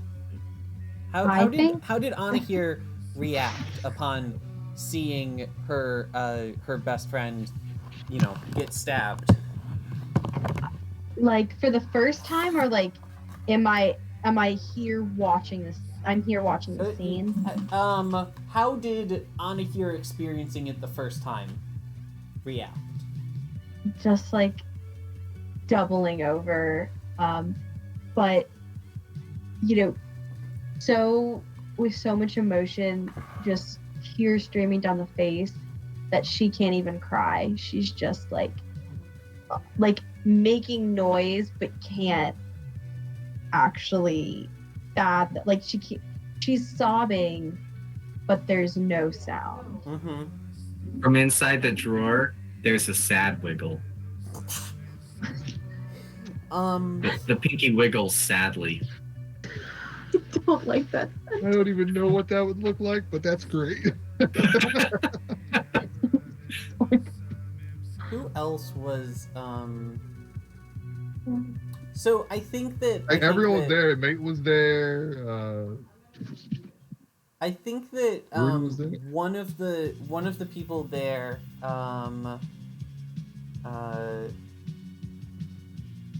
it would probably be Charlie. Charlie ends up asking, well, if that's what happens to Evelyn, where's Emil? And let's say she is directing that at Roy, because I think Roy's the person present who can. Hey, Lindsay, do you know where this is? At this point, Roy would. So this is the real Roy, not the visualization that we're seeing. The real Roy would look at Emil and would say, "Emil, there is something that you need to see." And This is the real Emil, yeah, or is this and okay? This is the real Emil he's talking to, and walks Emil over to the pinky. At which point, Emil touches the pinky, and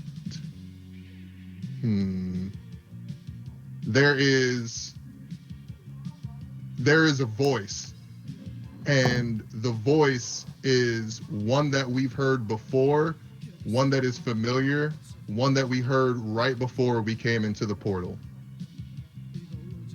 Can you guess who that voice is? No. Oh no, please help me. Don't. Oh God, please. No. That's right. You just learned that Emil and Claven are the same person. No. Oh my God, that's horrifying. I've been waiting for this reveal for so long. That's horrifying. The person we so nonchalantly were like, well, we could just leave him. Well, hold on. Yep. We did keep They him. turned him into Claven. Oh I mean, my remember, God, he to was torture there him. for thousands of years. Oh no. Oh no. I'm feeling a lot better about my decision to save him and try and fix him. Thank you. His baby legs are a little bit bigger now. Oh my God. This is So why I was much always making a big drama. deal about, hold on, no, we have to have Kevin in the game before we leave the plate of thought.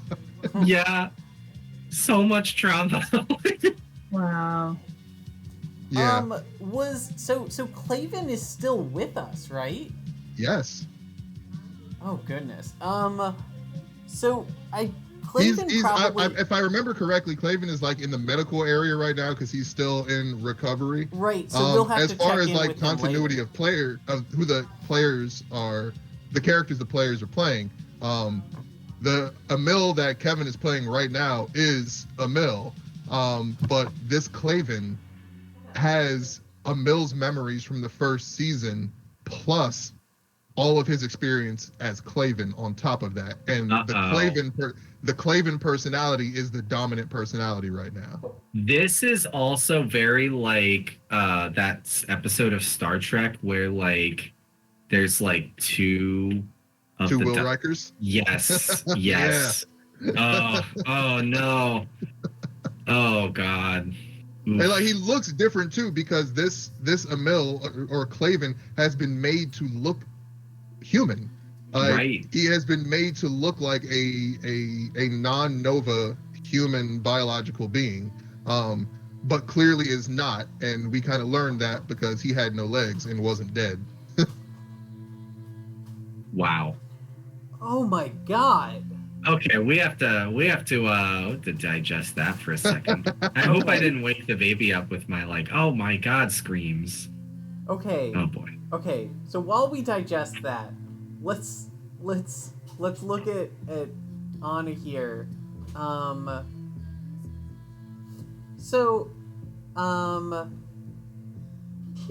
was Emil's realization from this scene. Learn thyself. He really did learn himself. So, let's work backwards. What do we need Anna here to learn in this scene?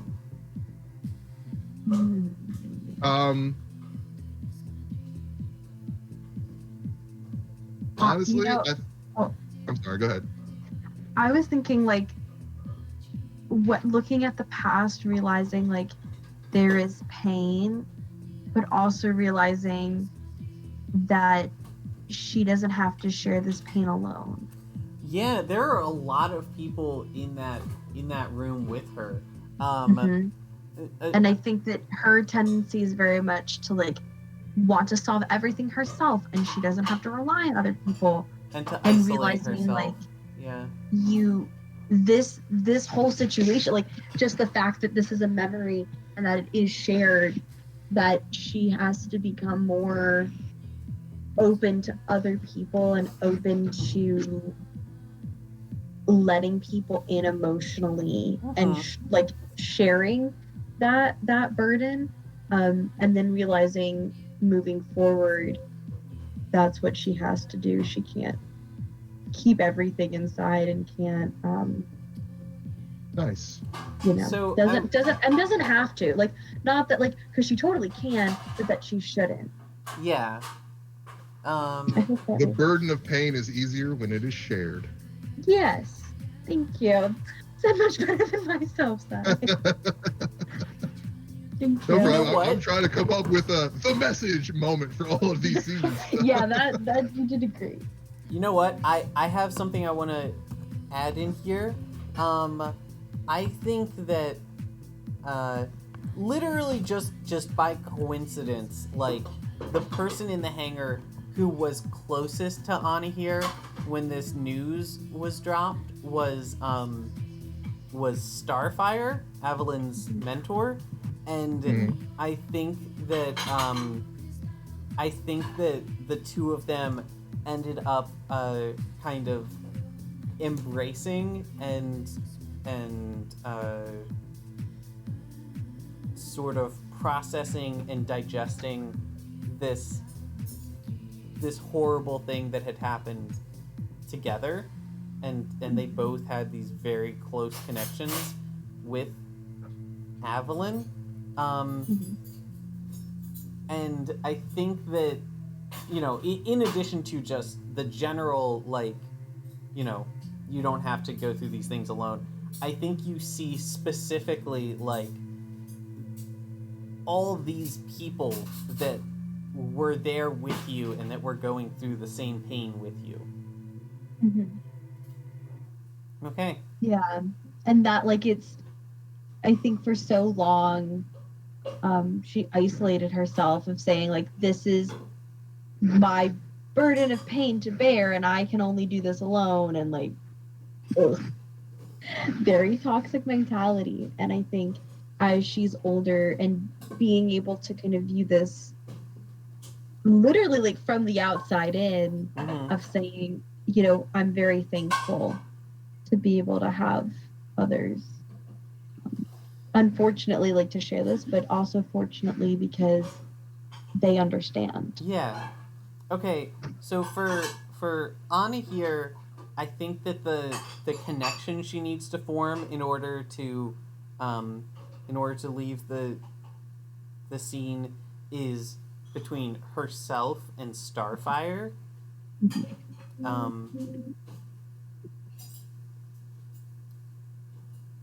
So I think that, you know what, I think Eilish walks over and taps real current Anna here and gestures to the two of them and says, like, you need to connect them. And then she makes a gesture, like putting her hands together. I think that I go over to Starfire and give her a hug. So you join But does there have to be an object, though? No. It can be a person, but so you join into this hug with your old self and this old friend and your current self, and I think that part of the scene starts. I think that would be a good fade and sizzle scene. Yeah. You learned your lesson, and that lesson is actually one that's shared by Emil, though not in as fun of a way. Okay. So we are Paprika. We're The back on baby is awake, so I'm probably gonna go in a little bit. I would recommend you keep listening, but yeah. Okay. I can stay on for a little bit longer. Okay. Let's go quick through this this next scene then. So I don't know if we should. I mean, this is going to be the last scene in the plane of thought. Like we're pretty much at the end. I can probably stick around for a minute.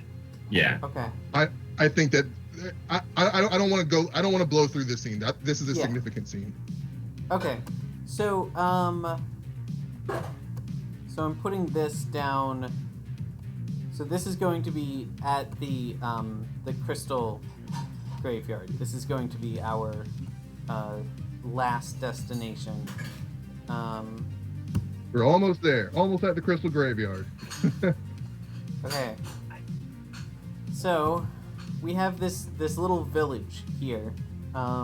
Wait, before we go in, so Roy walks over to Paprika after the last scene shimmer and says to her, "We're almost at our destination, but there is great pain that is yet to be explored, and it's a barrier for us getting to that crystal cemetery. I know this is going to be hard for you, but we need you to touch the console, Paprika."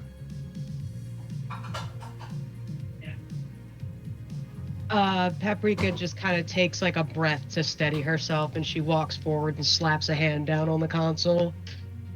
Okay. The moment she does that, the whole scene changes once again. As Byrne was saying, we're in a smallish looking village. It's not like an old medieval type looking village, but think like a Tatooine type village. Yeah. Small, but there's technology around. The sky is a purplish black. The moon hanging in the sky is shattered and cracked. Lightning streaks across the environment. The ground, what you thought was a dark brown coloring, isn't actually dark brown. It's dark red. There's blood everywhere. There's blood on the walls of the buildings that are around us. There's slaughtered animals, dead bodies. There are smoldering piles of ruins. It's almost as if some fiery demon of judgment came down and just wiped their hand across this city and tried to just wipe it off the board. And in the midst of all of this chaos and carnage, we see a small childlike figure huddled in the doorway of a building next to a series of corpses. Paprika?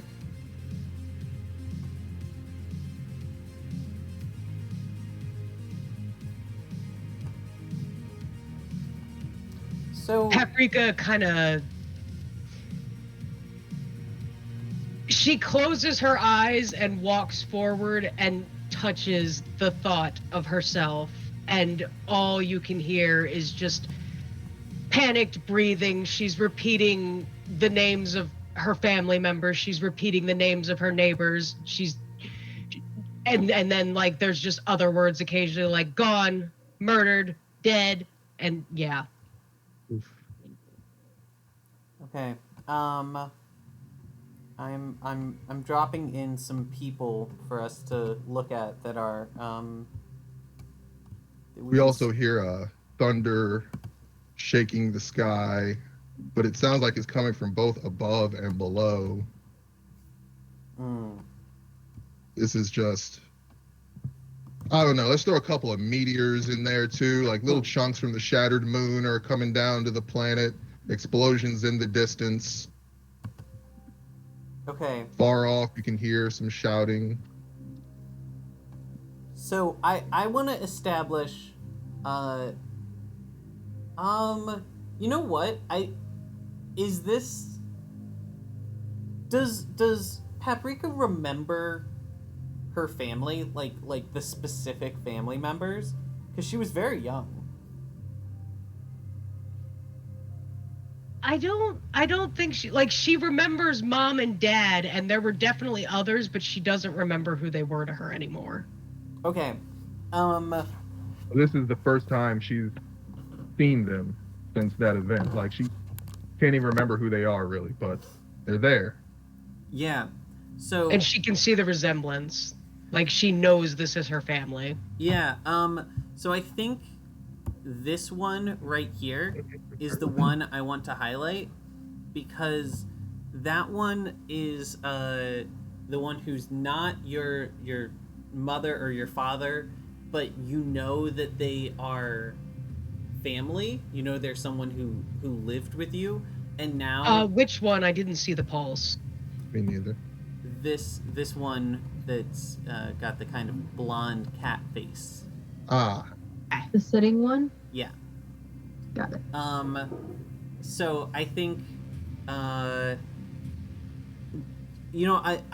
ask you, Aeneas, who was this person that lived with you, and what was your relationship to them?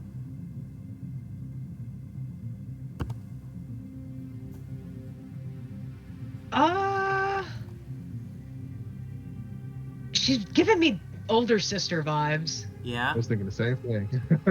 Yeah. Okay. Wow, So, Paprika had an older sister. So I think that maybe that's something you are now learning for the first time, is that you had an older sister, and I feel like Paprika touches her because she wants to try and learn her name, but she doesn't hear anything when she touches her. Yeah. She hears, "Get out! Get out! Run! Run! Get out!" Which is probably like echoes of what she was thinking before she died. Because I definitely like that she tries to hear something, but she can't because she's gone. Uh-huh. Okay. So,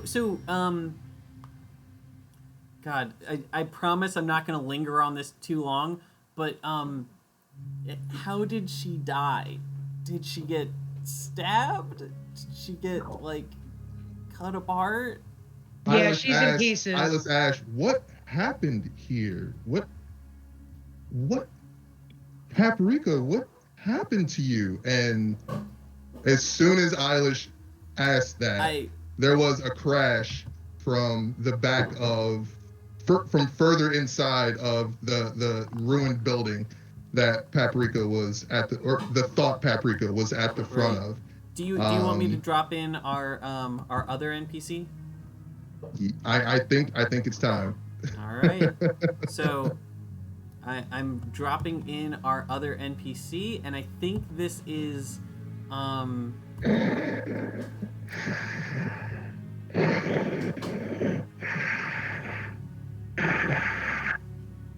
is what the entire party hears. This shrouded, shadowed figure. Yeah. So she's the figure who I think we can call Echo, because I think we've used that term for this person before. So we have Echo walking back in, and is she looking for survivors? Yeah. But Paprika's pretty well hidden, right? No, Paprika was right in the front door. Well, we said that Paprika was under some rubble, or we said that at one point. Yeah, I mean, I think that we should let Aeneas drive. Yeah, Aeneas. This is. So,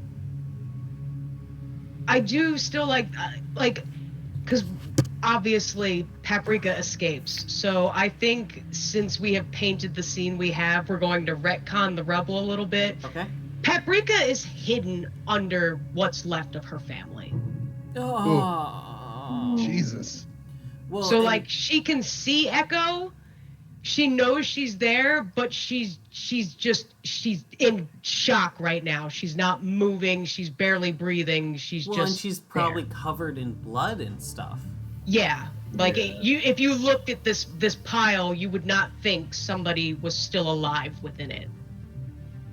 Okay. Echo emerges more from the shadows, kind of flicking the blood off of this long, unholy looking blade that she has. There are things about this image that remind the party of that just pique the party's memory of certain things that they've seen before. We see a trace of rainbow hair that has been mostly dyed purplish black, but there's some rainbow to it. We see metallic augmentations in body parts, specifically around the legs, some around the arms, some around the midsection. We can't see their face. Their face is covered in a mask and their head is shrouded. But I'm curious, is there anything we would recognize about the sword? Aeneas, is there? Yeah, no, I don't think you know. guys would recognize the sword immediately. Aha. And what was that sword's name again? It was the sword that had Siva's soul in it, right?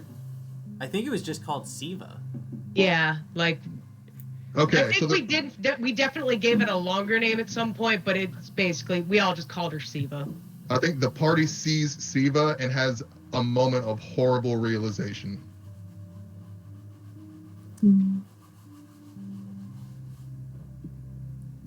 So Roy turns to Paprika and his face is more tense and strained than probably anybody has ever seen it since Evelyn died. And he says, "Is this who took your family from you? Who is this? What do you know about her?" We can find out right now, because I want to get this over with. And Oh, Paprika, no. Paprika walks forward and she reaches out to touch Echo, and instead of her hand phasing through her like she's a memory, she pushes Echo. Oh shit. I don't like it. I don't like it. And Echo kind of snaps and she looks down and she's just like, "Oh, well, if it isn't the insignificant little child that ruined my perfect kill record, and your stupid friends and their pitiful emotions." Eilish has definitely drawn her gun. Oh. You can put that away. I don't have time to play with you guys right now. But I will leave you with this. And she slices her sword and it goes through Paprika. And Echo disappears in a cloud of smoke. And there's a moment where the light kind of fades from Paprika's eyes. Roy and then- reaches his hand out. No!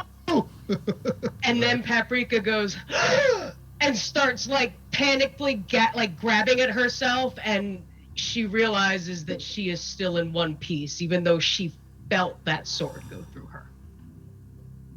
Oh my god. Jesus fucking Christ. Oh my gosh. If trauma of seeing your family in pieces is that. Woo! There was something different about that. I'm sorry, as Roy, that was not as expected. Nothing else here has behaved in that way yet.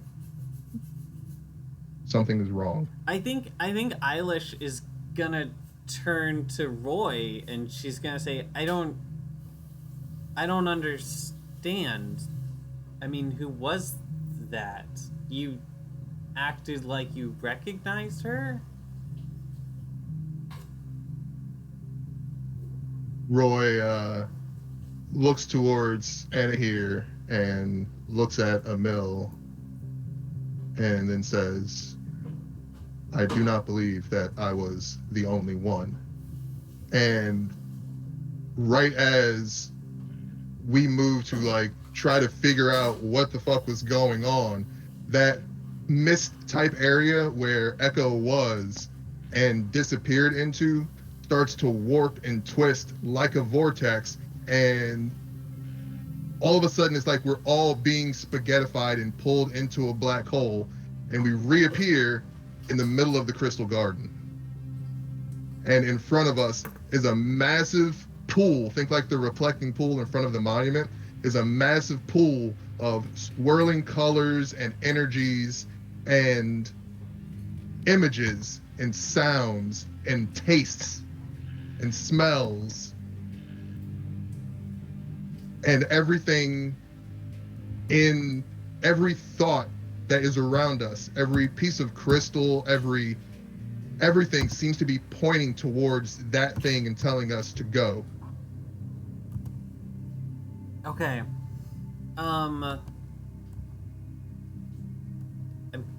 I mean, I think there's. We don't have to go yet. I mean, it's just I just wanted to move us from one scene to the next quickly. No. No. I mean, I think what Eilish says is, I think there's a lot to process here, but I really want to get out of here. Roy checks on goes over to Paprika and checks on and is just like he's fussing over her like a dad whose kid fell for the first time. He's like, "Are you okay? How are you feeling? Like what's going on with you? Talk to me. You're being too quiet. Talk to me, Paprika." Paprika's completely unresponsive. She's just following you guys. Like she's kind of got like she's got her hand on Roy's cloak, so she is following his lead, but she's not talking right now. Roy's golden light that had been an aura slightly surrounding him previously is turning like a very deep red. Like Roy is he's got some parental rage right now going on. Mm-hmm. I think that Eilish is gonna give him a tap and say, I think we have to get out of here before we can help her. Yes, we need to leave immediately. This place, I am not of this place anymore. I'm different now. And I will hope that she recovers. Okay. Agreed, Anna here. Okay, so we can fly this ship into the pool, the portal.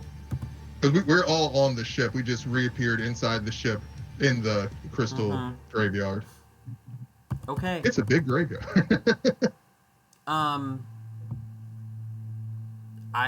think we have to do that then. I think we have to get out of here. All right.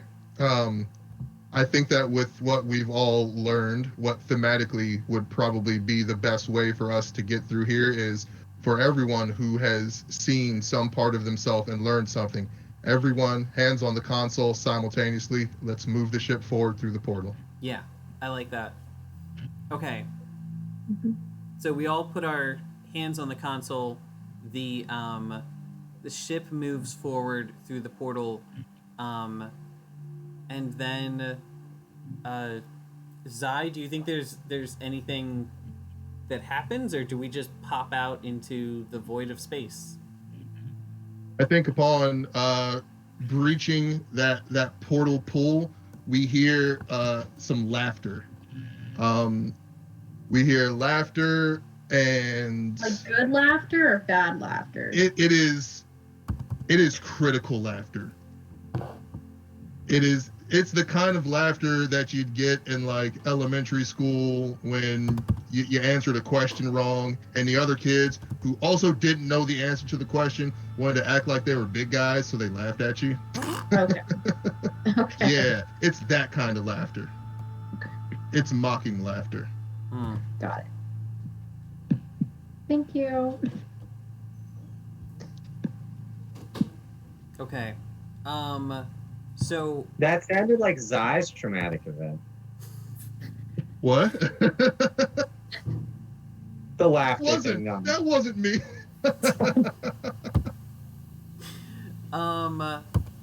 Calling me out. Okay, so So we I don't like that reappear echo scene. in we reappear in the material universe. I think that you can. I think there is immediately a recognizable, like, instead of being in this weird MC Escher dimension, I think we reappear and we are just, our ship is floating in space. There's a planet not too far away, and everything else that we can see is just sun and stars and the blackness of space. And I think this feels like a return to normalcy after quite a lot of craziness. Yeah. Can I Paprika perhaps add one thing? Yes. Shut. I don't think you see Reverend Byrne. Oh. Oh. Oh What? shit. Oh. What? Oh. Where's Byrne? Okay. Go on. I want to know. Is this gonna be a we find out what happened later thing? I think so. Okay. Shit, so we got more than just one crisis coming out of this place. So Paprika is unresponsive. So I think that we'd probably beeline towards this planet to see if we could get her any help, because the medical facilities on our ship aren't equipped to deal with psychological or emotional distress. And also, actually, we got three things. So that's one. The other one is Emil and Clavin need to have some words and figure some stuff out. And the third is, where the hell did Byrne go? And the fourth, I think that this is, I think that over the span of the next few hours, as everybody's emotions kind of wind down and people start getting into business and problem-solving mode, I think that the captain makes an announcement that according to like, you know, map making technology, we are currently in orbit around a planet called Branimir 3 in the diocese, and given the damage that the ship has suffered over, you know, the past couple weeks, the span of the first chapter and such, she's going to take it down planet side for resupply and repair, because the ship is not fit for interstellar travel right now. So she suspects that it'll take at least probably a week on planet side to get resupplied, to get repaired, and to be ready to strike back off into the cosmos. So, Bird. I wanted to add one thing. While we were passing through that portal, in addition to hearing the laughter and the disappearance of Reverend Byrne, I think Roy and everybody in the main party also got some visual flashes of events that have not yet occurred, and they are events that look very similar to what happened on Paprika's planet. We saw the figure of Echo wrecking worlds and doing so in a very glib, nonchalant, and creepy ass way. But they were a really brief flash, like 3 seconds. So I don't know if we have even really come to understand what we saw yet. Okay. Okay. Lots going on here. Lots that we will need to unpack at some point, I think. Yeah, good game. Like I was completely winging it. Like I had no plans whatsoever on what to do. that came out pretty well. Likewise, it was this was a bit of a I mean, by nature kind of an exposition game, but you need to have these in order to have the good story later. I'm very excited to get into our chapter 2 proper in the next time we play, and I legitimately think that some part of our next game is going to have to just be people like decompressing and processing. Yeah. Okay. Yeah, that echo reveal was terrifying. I mean, a lot of it was. Yeah. Yeah, many, like, everybody was affected, and I think we need a little R&R, a little,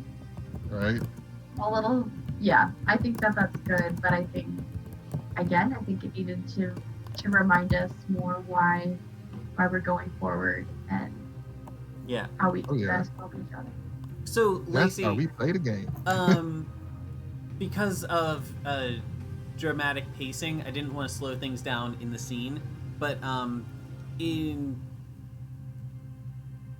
I don't know whether you picked this up, but the person that Roy was recognizing, the echo that killed Paprika's parents, was Avalon.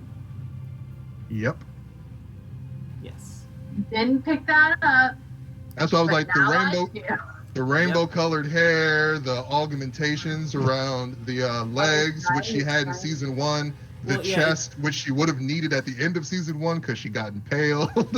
And there's stuff that like that we would have recognized because of our time with her, but I assumed you wouldn't, which is why I'm telling you. The other clue, which was not a big clue, but the fact that she had her corporealness, the fact that Paprika could touch her, that was different, similar to how Avalon's ability to teleport in the real world is different. That's what I was thinking. If somebody can teleport in the real world, then maybe their thought version can project more of a corporeal being than others.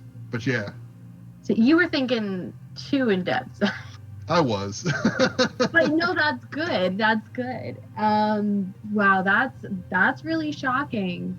Yeah, like I said, I think that I think our characters are going to need to process some stuff. We thought Avalon was dead. Now we find that she's not dead, and she's the one who killed Paprika's whole world. I think there's also one key difference between like appearances now and then. Like, even though a lot of Avalon has been replaced at this point, like you were mentioning Cybertronic parts, like I think she still has like a lot of her own torso. And we didn't touch on this a lot, but one of Avalon's features was she had these reactive tattoos that would kind of like flare up and get more detailed and branch across her body the more emotional she was. But I think the difference between her and Echo is those tattoos are just always 100% now. Like they don't go away. They're just there. They were all like happy tattoos before, but now it's all like tribal scary stuff. It's like thorns and scythes and other awful things. Wonderful. So the other thing I was thinking about is when Avalon got her sword, her staff exploded and she got these scars. They were all over her face, right? Mm-hmm. Yeah, so that would have been another thing we noticed about Echo, is that she would have had these like her face was covered. Scars on her face. Okay. But that's why she had the mask. Yeah. And this, from Eilish's perspective, it would be interesting because Eilish almost certainly doesn't know what Avalon looks like, even though Avalon is like this indirect rival of Eilish's. Okay. All right, let's wrap up and we'll we'll get it going again next time. Cool. All right. All right, y'all. Bye, everyone. Good game. Bye. See you next GG. time. Bye, everyone. Do something to